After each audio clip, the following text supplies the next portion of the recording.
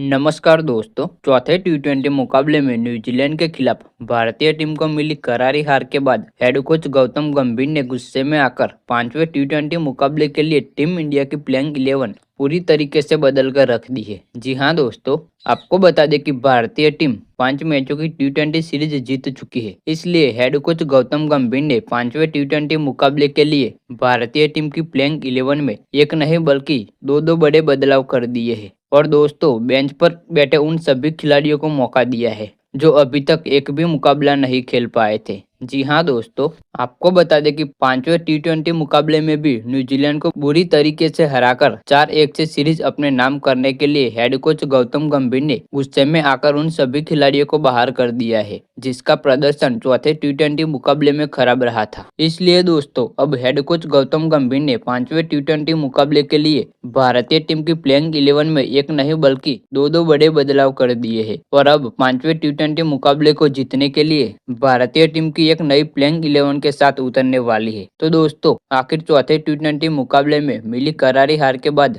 Head coach Gautam गंभीर ने कौन सी प्लेइंग 11 का ऐलान किया है, सब कुछ बताएंगे इस वीडियो में। साथ ही यह भी बताएंगे कि यह मैच कब, कहां और कितने बजे से खेला जाएगा। लेकिन दोस्तों, इससे पहले आप भी टीम इंडिया के फैन है तो वीडियो को एक लाइक और चैनल को सब्सक्राइब जरूर करें। तो चलिए शुरू करते हैं वीडियो को। तो दोस्तों, आपको बता दें कि भारत और न्यूजीलैंड के बीच पांचवा टी20 मुकाबला 30 जनवरी को खेला जाएगा। और दोस्तों, भारत और न्यूजीलैंड के बीच होने वाला पांचवा टी20 मुकाबला भारतीय समय अनुसार शाम 7 बजे से शुरू हो जाएगा। तो दोस्तों, उम्मीद करता हूँ कि आप सब कुछ समझ गए होंगे कि यह मैच कब, कहां और कितने बजे से खेला जाएगा। तो आइए अब बात करते हैं कि हेड कोच गौतम गंभीर ने पांचवें टी20 मुकाबले के लिए टीम इंडिया की प्लेइंग 11 में कौन कौन से खिलाड़ियों को शामिल किया है। तो दोस्तों, सबसे पहले टीम इंडिया की ओपनिंग जोड़ी को लेकर बात करें तो दोस्तों, सबसे पहले बड़ा बदलाव टीम इंडिया की ओपनिंग जोड़ी में देखने को मिला है। जी हां दोस्तों, हेड कोच गौतम गंभीर ने गुस्से में आकर संजू सैमसन को